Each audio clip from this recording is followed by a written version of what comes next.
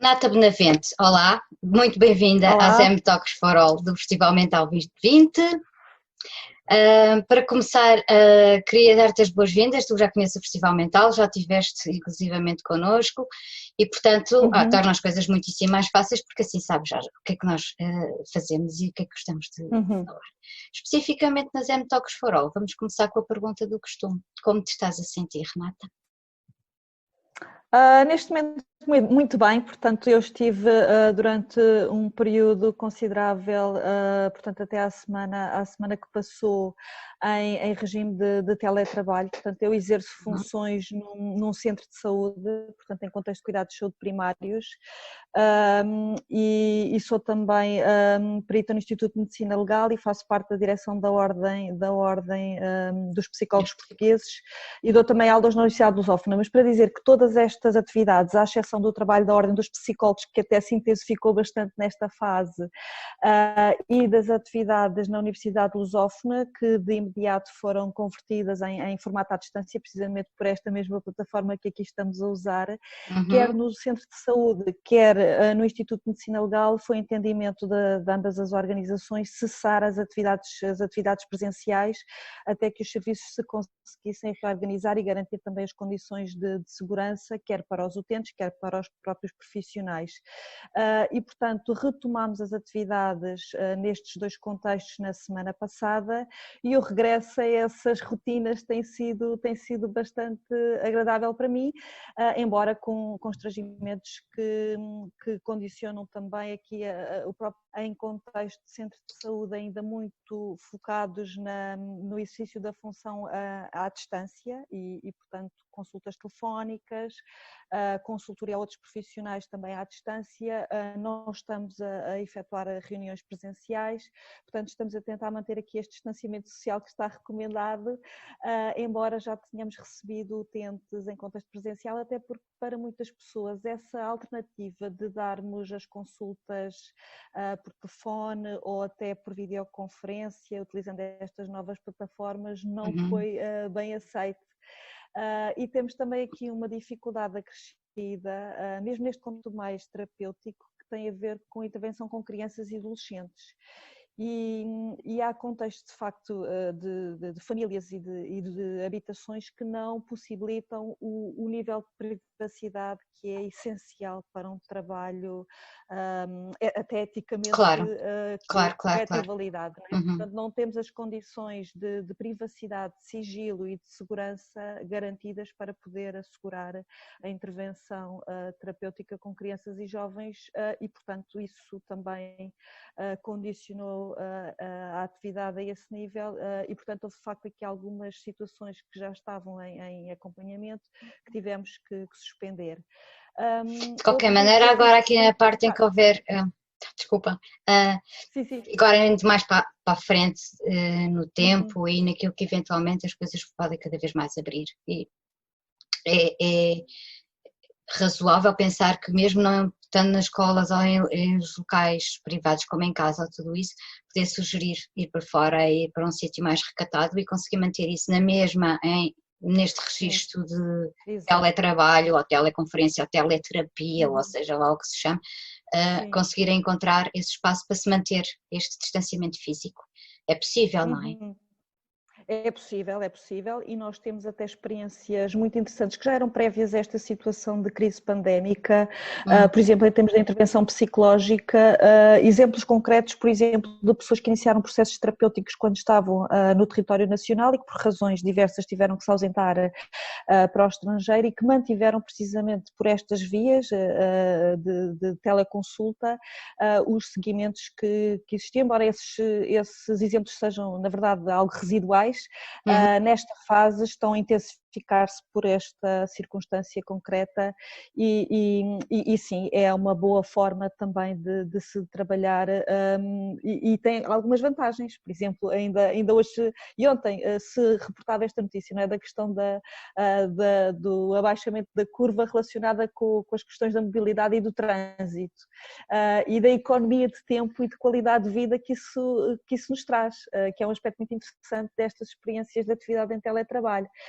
E portanto há aqui coisas muito positivas de tudo isto e a própria atividade em contexto domiciliário sabemos que traz benefícios e até aumentos de produtividade, enfim, há alguns aspectos que devem ser acautelados porque pode também haver uma dificuldade em estabelecer aqui alguns limites, não é? Quando estamos no posto de trabalho e saímos do espaço físico é mais fácil desvincular-nos da atividade, não é? E encerrarmos um pouco aquele capítulo da nossa vida. Quando estamos, no fundo, a misturar um pouco aquilo que é trabalho e que é vida doméstica, que é lazer e que é família, às tantas pode ser difícil gerir isto tudo e confundir um pouco as coisas, e o que se tem traduzido também numa extensão algo desajustada em alguns casos daquilo que é a atividade laboral, não é? As pessoas estão a fazer muito trabalho fora de horas e isso tem que ser naturalmente regrado, mas também parece que tem a ver com o facto de estarmos todos aqui a adaptar-nos a uma nova realidade e a dinâmicas que eram desconhecidas e portanto há aqui estes processos que todos estamos a fazer de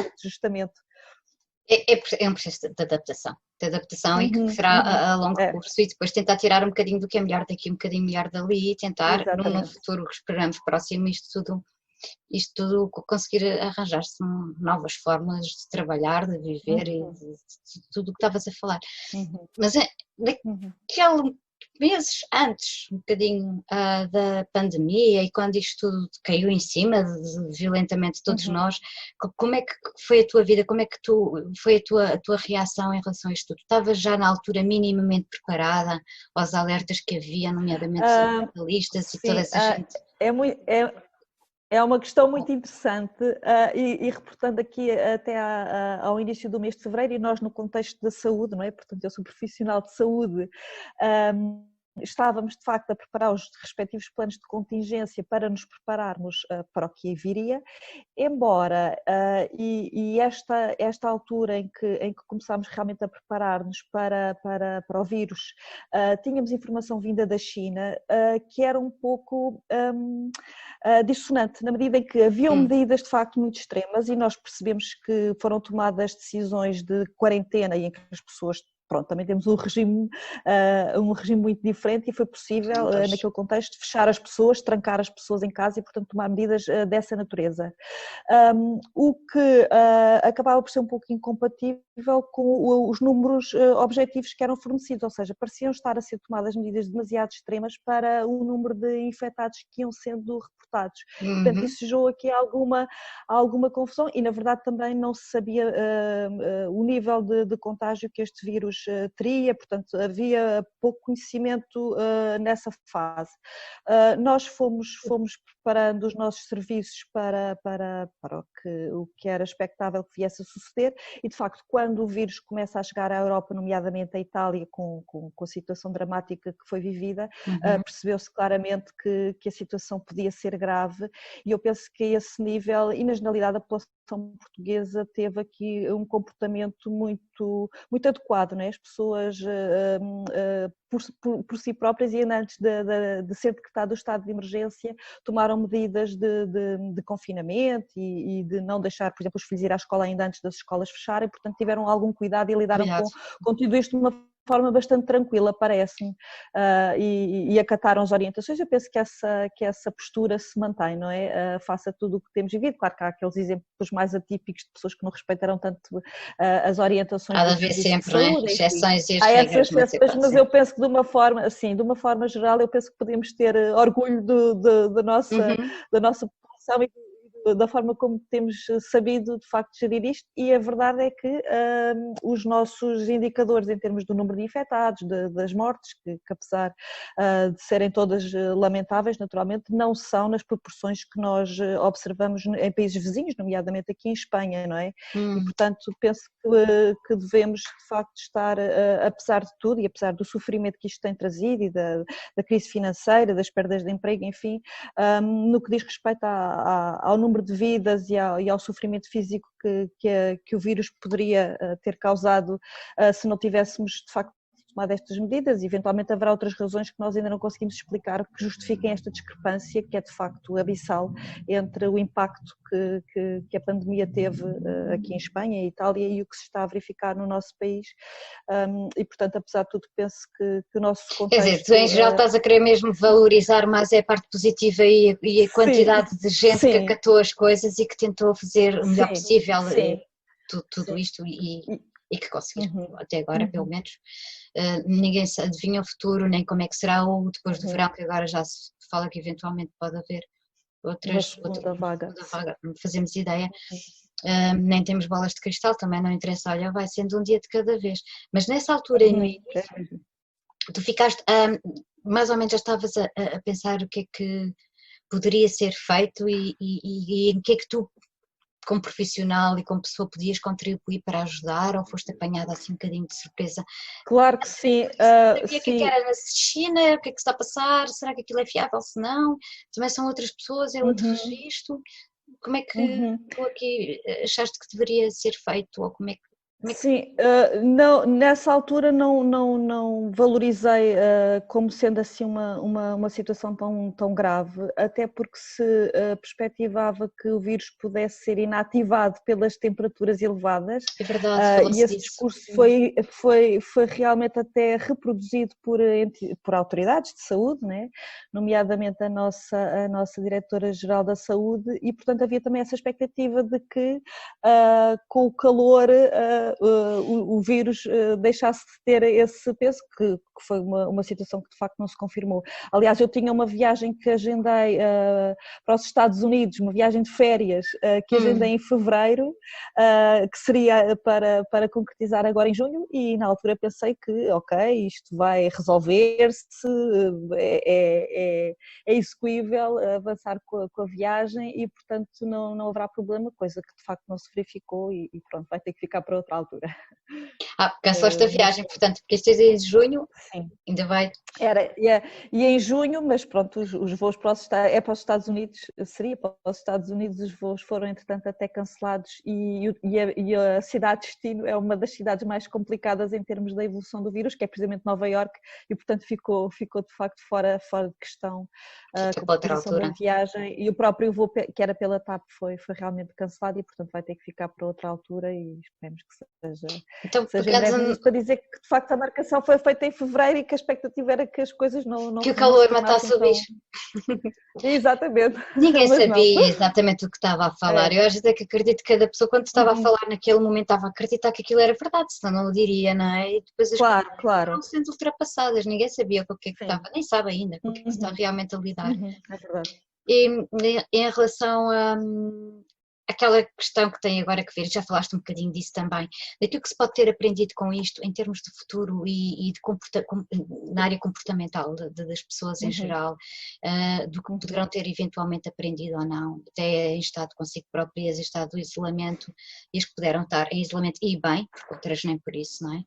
Mas daquelas que Uhum. poderão ter eventualmente aprendido alguma coisa, o que é que tu achas que se poderia tirar daqui de vantajoso para além do teletrabalho, de Positivo. se perceber Sim. que a produção pode ser feita na mesma e ser eventualmente mais produtivo noutro ambiente, esquecendo o trânsito, esquecendo as horas, tudo isso, Uhum. até a própria poluição baixar drasticamente como aconteceu. Que mais é que tu notas aqui que pode ser Uhum. valorizado como Sim, em experiência? alguns, sim, em alguns contextos familiares específicos, isto naturalmente não é transversal para todas as dinâmicas, e contrapondo aqui com um aspecto menos positivo de tudo isto, tem a ver com o aumento das situações de violência e com as crises em contexto das famílias, até o aumento de situações de maus tratos a crianças ou jovens, Uhum. mas por outro lado, esta permanência em situação de confinamento e um contacto mais permanente, não é? Muitas vezes 24 ou 24 horas com filhos, com idosos até que possam coabitar, pode ter também um lado positivo, no sentido que muitos pais Se também se conheceram viram melhor? obrigados, exatamente, a conhecer-se melhor, a conhecer melhor o percurso até dos seus filhos, a apoiá-los nas suas tarefas académicas e a acompanhar essa dimensão das suas vidas, portanto eu penso que a esse nível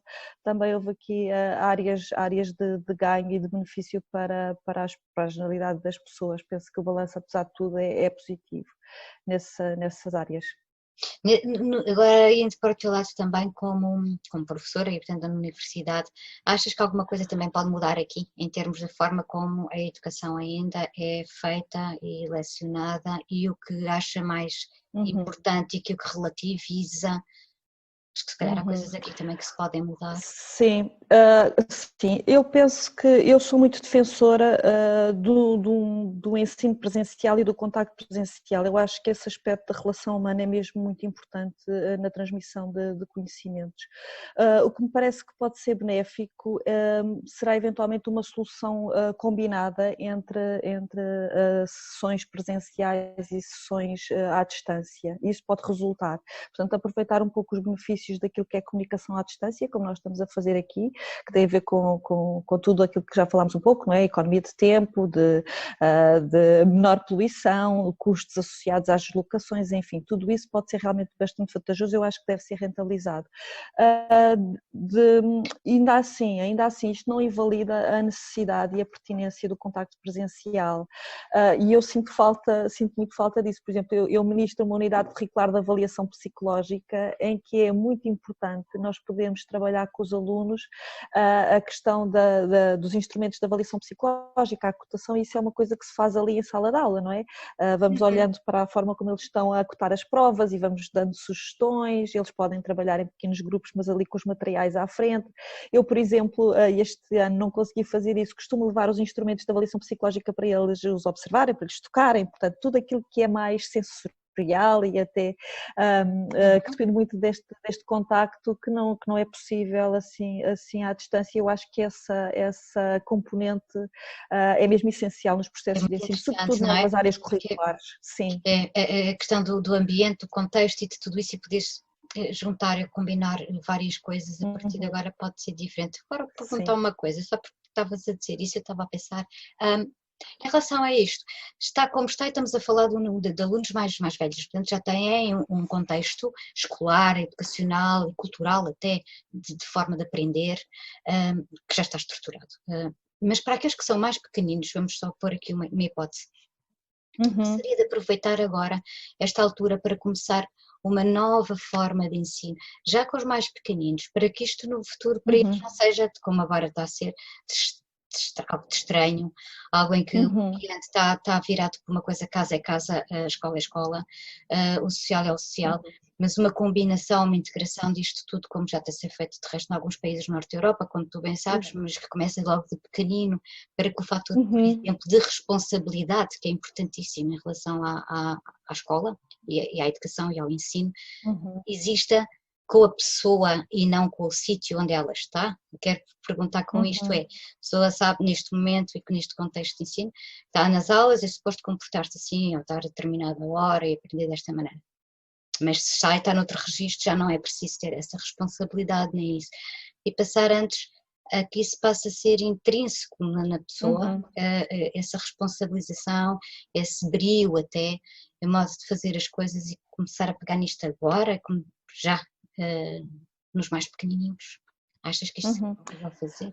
Sim, eu penso que e até de uma forma análoga àquilo que eu descrevi em relação aos alunos mais velhos, este modelo poderá eventualmente ser replicado com crianças mais novas, com sucesso, precisamente nessa linha que referiste, que tem a ver com a promoção da autonomia, não é? E da responsabilização das próprias crianças.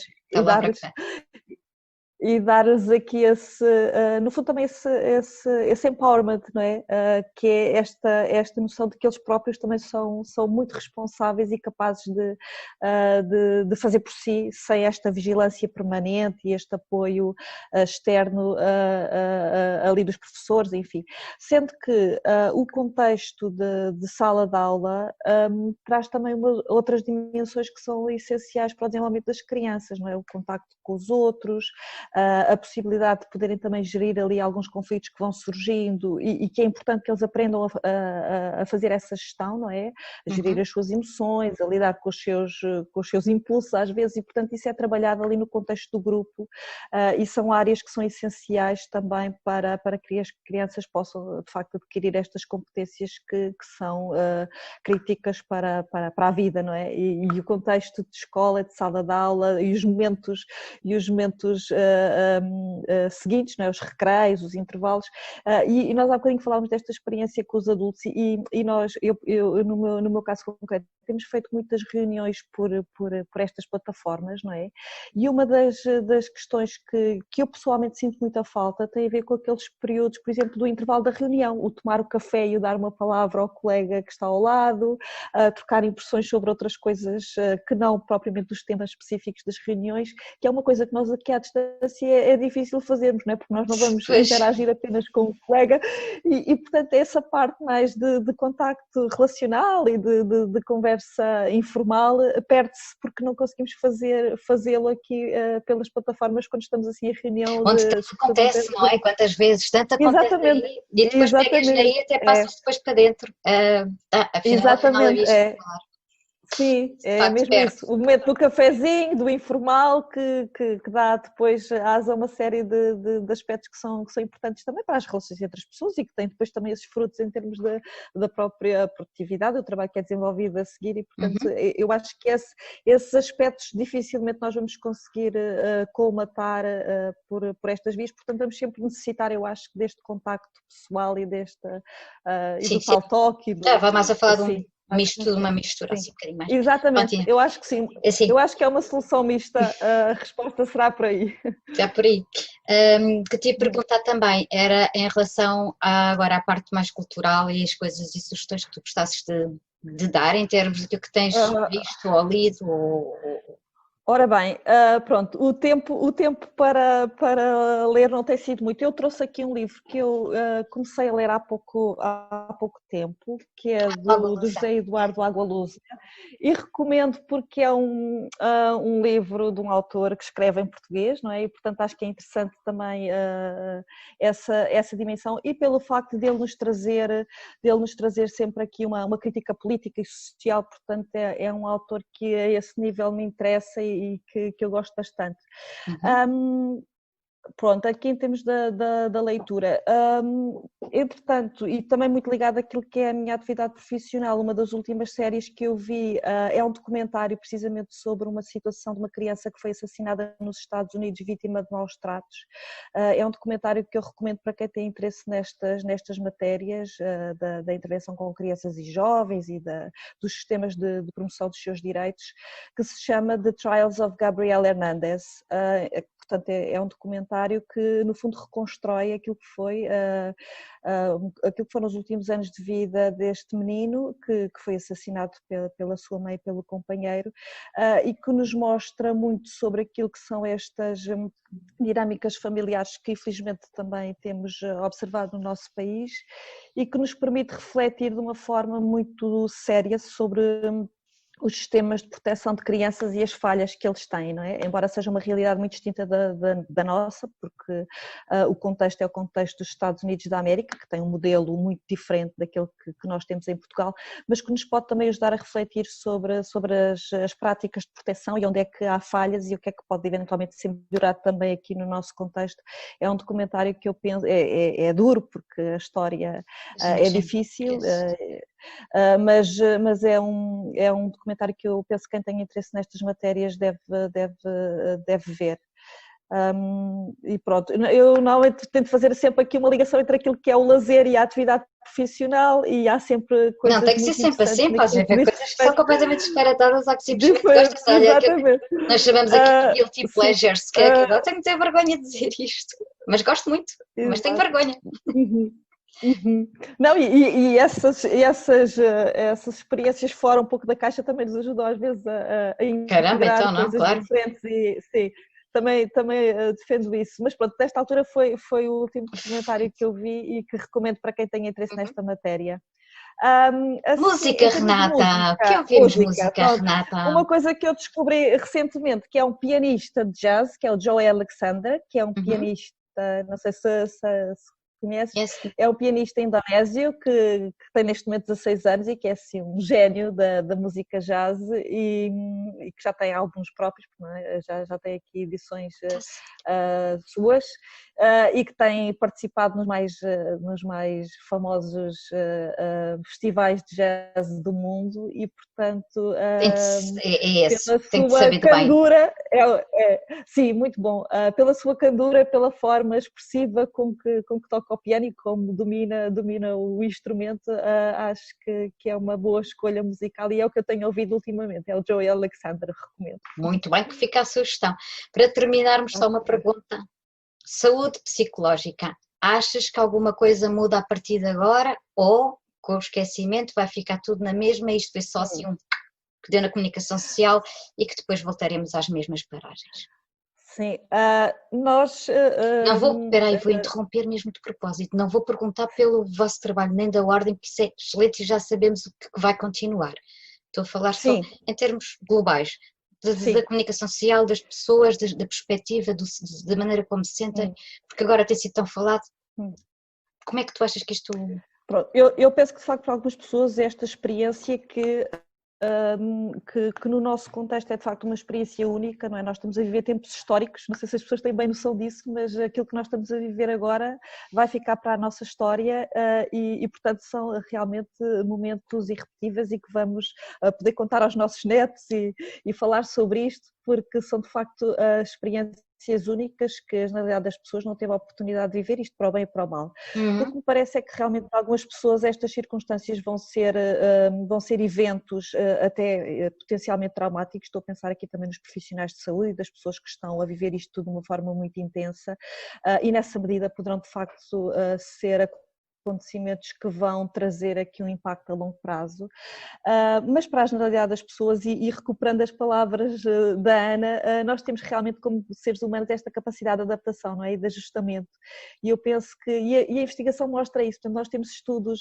sobre experiências de quarentena, não com estas proporções, mas que ocorreram em 2002 quando foram as situações também de vírus pelo SARS, houve algumas zonas do globo que implementaram regimes de quarentena em proporções muito inferiores a estas, mas o que se constatou foi que após alguns meses, 2, 3 meses, a generalidade das pessoas conseguiram voltar às suas rotinas normais e integraram esta experiência de uma forma adaptativa e saudável e voltaram à sua vida prévia à experiência da quarentena e eu presumo que é o que vamos ter também aqui.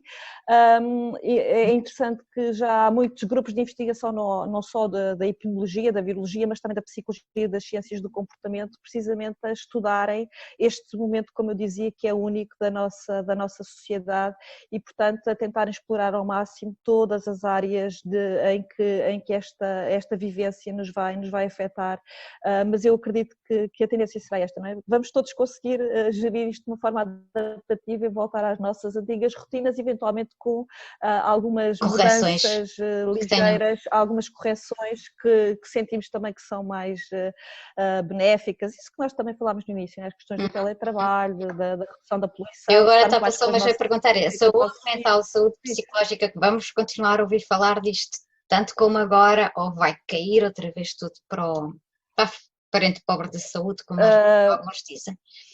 Sim, eu penso que até pelo impacto que... Deita as cartas, que sai, Renata? Sim, eu penso que até pelo impacto que isto vai ter em termos de perturbações de stress pós-traumático muito nos profissionais de saúde e das pessoas que estão neste momento mais mobilizadas para a ação, eu penso que as questões da saúde mental, até porque estamos com uma crise financeira grave e nós sabemos que também tivemos essa experiência em 2008 que as crises financeiras normalmente trazem também dificuldades ao nível da saúde mental porque os fatores de risco ficam agravados, nomeadamente as questões dos recursos financeiros, do acesso aos serviços de saúde, enfim, uma série de condicionantes que potenciam o agravamento de alterações ao nível da saúde psicológica E e a da saúde mental. sociedade vai E, querer portanto, é saber expectável mais. que isso, eu creio que sim, espero que sim, porque parece-me que isso é um sinal de evolução e desenvolvimento, porque a saúde não existe sem saúde mental e sem saúde psicológica, portanto temos mesmo que olhar para esta questão de uma forma séria e rigorosa e resolver este dito parente pobre, não é, da Sim, saúde que que possa ser todos os persiste dias nas nossas vidas e nas nossas sociedades. e que possa ser presente e que possa Exatamente. ser diário e que possa fazer parte, como tantas outras coisas, não é? Renata Uhum. Benavente, muitíssimo obrigada por ter estado connosco. Foi um Obrigada, prazer. foi um Obrigada pelas gosto. sugestões, obrigada Obrigada. por todos os esclarecimentos e tudo o que falaste aqui connosco. Fica bem, beijinho grande. Até breve. Obrigada, beijinho, obrigada pelo Até convite. breve. Obrigada.